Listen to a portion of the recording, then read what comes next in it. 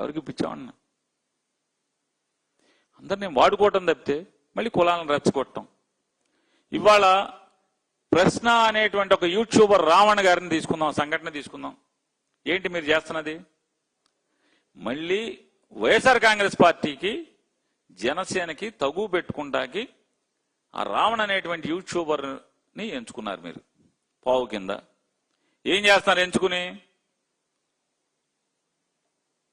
నాకు కనపడేదైతే కాపులు జనసామర్థ్యం ఎక్కడ ఎక్కువ ఉంటే అక్కడ మాత్రమే మీరు పోలీస్ స్టేషన్లో కేసు పెట్టిస్తున్నారు. అదే కనపడుతుంది కదా. ఫస్ట్ కేసు ఎక్కడ పెట్టారు? పిఠాపురంలో పెట్టారు. స్టేషన్ మీదకి దొమ్మికి వెళ్ళారు, దొమ్మికి పంపించారు.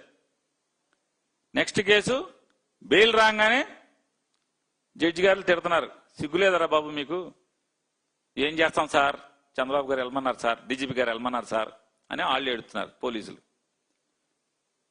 అక్కడి నుంచి కాకినాడ రూరల్, కాకినాడ రూరల్లో మొరమేడ మాకు తేటం ఏంటి అని జడ్జి గారు తిడతాడు.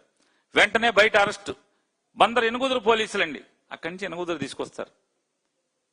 ఎనుగుదురులో స్టేషన్ మీద దొమ్మి, స్టేషన్లో గోడ దూకెళ్తారు రౌడీ షీటర్లు. అది కొట్టాల్సింది కదా, ప్రశ్న రావని కొట్టాల్సింది కదా, ఎందుకు కొట్టలేదు అని అడుగుతున్నాను. బయట అరుగు మీద కూర్చున్నాడుగా చెక్కబల్ల మీద రావణం,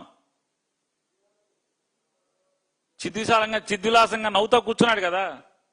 మరి అంత పోటుగాళ్ళు గోడ దూకెళ్ళిన రౌడీలు రావణ్ ఎందుకు కొట్టలేదు అంటున్నాను.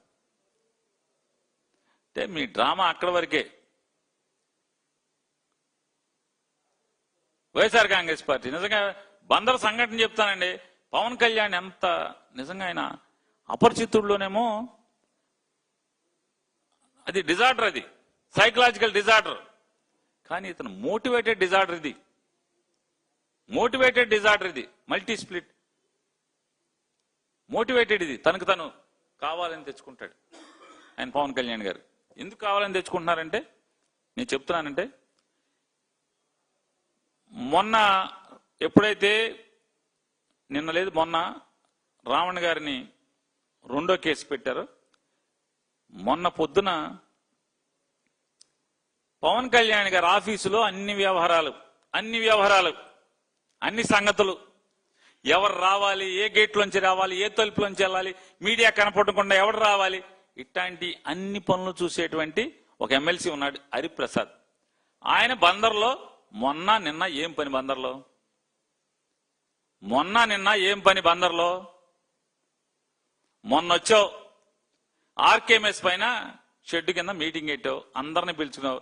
ఏంటి అంటే పని, ఎవరికి ఏం పదవులు కావాలి, ఎవరికి నామినేటెడ్ కావాలి, ఎవరికి కౌన్సిల్ టికెట్ కావాలి, ఎవరికి ఎమ్మెల్సీ టికెట్ కావాలి, ఎవరికి జిల్లా పరిషత్ చైర్మన్ కావాలి, ఎవరికి ఎంపీపీ కావాలి, ఎవరికి జెడ్పీటీసీ కావాలి, మీరందరూ అప్లికేషన్లు పట్టరండి అని జిల్లా మొత్తం అక్కడికి పోగేస్తామంట. చూడండి తంతు, హరిప్రసాద్ తంతు. హరిప్రసాద్ ఎందుకు వస్తాడు? పవన్ కళ్యాణ్ పంపిస్తే వస్తాడు, స్కెచ్ గీసి పంపిస్తాడు. హరిప్రసాద్ మీటింగ్ పెట్టి అందరినీ పోగేసి ఆ రోజు అక్కడ కేసు పెడతారు బందర్ ఎనగుదురులో. అక్కడి నుంచి కోడూరు వెళ్తాడు హరిప్రసాద్. మొన్నే కోడూరు ఎందుకు? అక్కడ కూడా కాపులు ఎక్కువ గట్టిగా ఉన్నారు. కాపులు బందర్లో ఉన్నారు, అవినిగడ్డ నియోజకవర్గం కోడూరులో కేసు అయ్యింది ఆల్రెడీ రావణ్ మీద. నెక్స్ట్ ఇప్పుడు అక్కడ బెయిల్ రాగానే ఇవాళ రాత్రికి అక్కడ పాయకరావుపేట, బందర్ నుంచి పాయకరావుపేటలో కూడా కాపులు ఎక్కువ. పాయకరావుపేట నుంచి ఇవాళ రాత్రి కోడూరు చేస్తారు, చూసుకోండి కావాలంటే. ఎక్కడ కేసు కడుతున్నా, ఎఫ్ఐఆర్ కడుతున్నా రావణ్ మీద, అన్ని చోట్ల కూడా కాపులు అధిక జనసాంద్రత ఉన్నటువంటి ప్రాంతాల్లో ఆ పోలీస్ స్టేషన్ పరిధిలో మాత్రమే కేసులు కడుతున్నారు. ఎందుకని? ఒకటి స్టేషన్ మీదకి వెళ్ళి దూకుడికి వెళ్తాకి జనం కావాలి, అమాయకులైన బకరాలు కావాలి, వైసీపీ వాళ్ళతో గొడవలు పడాలి, మళ్ళీ జనసేనకి వైసీపీకి తగులు కావాలి, ఫ్రిక్షన్ కావాలి, తద్వారా మళ్ళీ వీళ్ళందరూ కూడా పవన్ కళ్యాణ్ వెనక్కి చేరిపోవాలి. చంద్రబాబు నాయుడు యొక్క తప్పుడు కుట్రలు తప్పితే వేరే ఏముందంటున్నాను. పోలీసులు సిగ్గుపడరా అని అడుగుతున్నాను. ఐపీఎస్లు చదువుకున్నారు, పోలీస్ స్టేషన్ మీద దొమ్మి వస్తే రౌడీ షీటర్లు పోలీసులు ఏం చేస్తున్నారంటున్నా. ఊరికి ఎవడో ఒకటి దొరికితే మామూలుగా రౌడీని చంపేశామని ఇక్కడ చెప్తారా?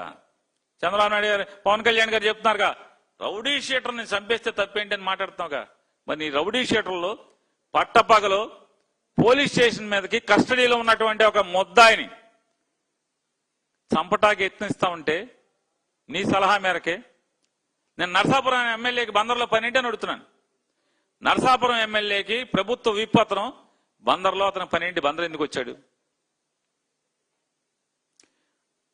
ఒక ఎమ్మెల్సీ ఒక ఎమ్మెల్యే మొత్తం ఆర్గనైజ్డ్ గా నిన్న కృష్ణారావుని జీబేకి బస్సు ఎక్కించి పంపించే వరకు వీళ్ళందరూ బందర్లోనే ఉన్నారు.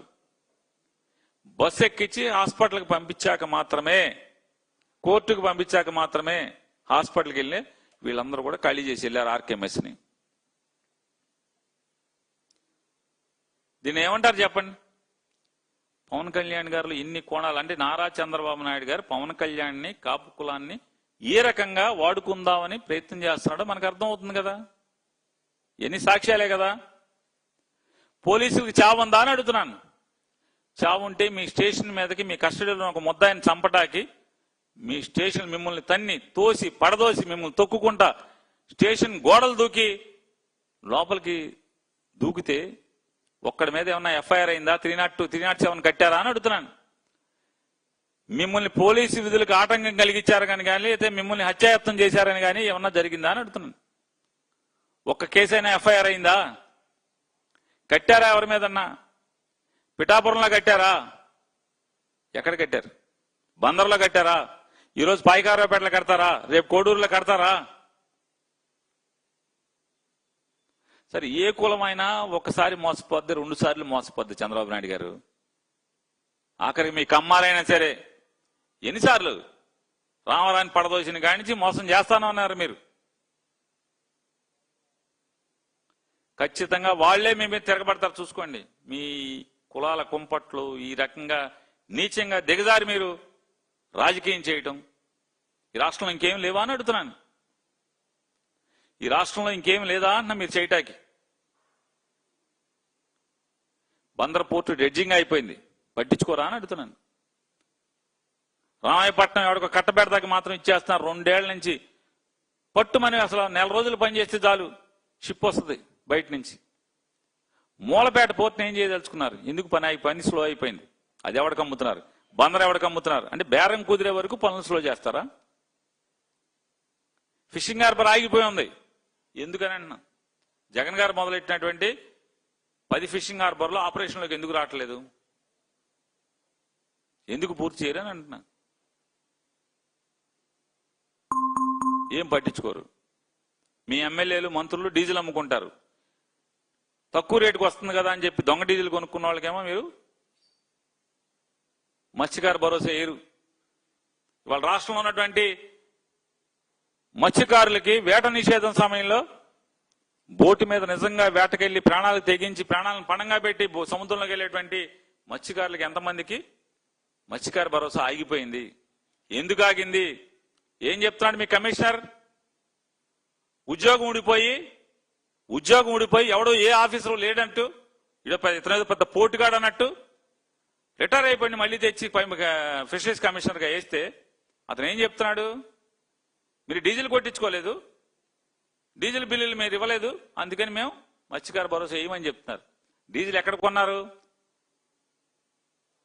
ప్రతి బోటు, మత్స్యకారులు వేటకెళ్లేటువంటి ప్రతి బోటు మెరైన్ పోలీస్ స్టేషన్ లో నమోదు కాబట్టి వెళ్తుంది. రికార్డు తెప్పించు. సముద్రంలోకి ఏటకెళ్ళిందా లేదా మెరైన్ పోలీస్ స్టేషన్ లో ఎంటర్ అవుతుంది కదా.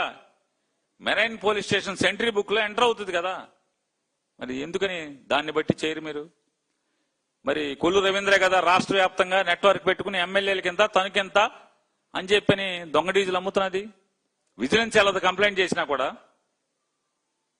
సివిల్ సప్లైస్ డిపార్ట్మెంట్ వెళ్ళదు, వెళ్ళాలి కదా దొంగ డీజిల్ అమ్ముతున్నప్పుడు.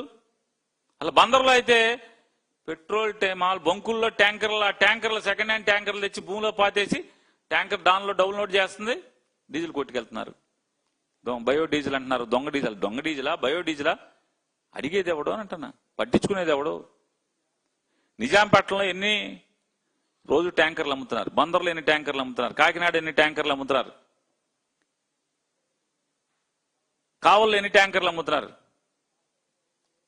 కొల్లు రవీంద్ర ఏమో ఆయిల్ డాను, దొంగ ఆయిల్ డాన్ కొల్లు రవీంద్ర, ఎమ్మెల్యేలు అందరూ కూడానేమో పార్ట్నర్స్.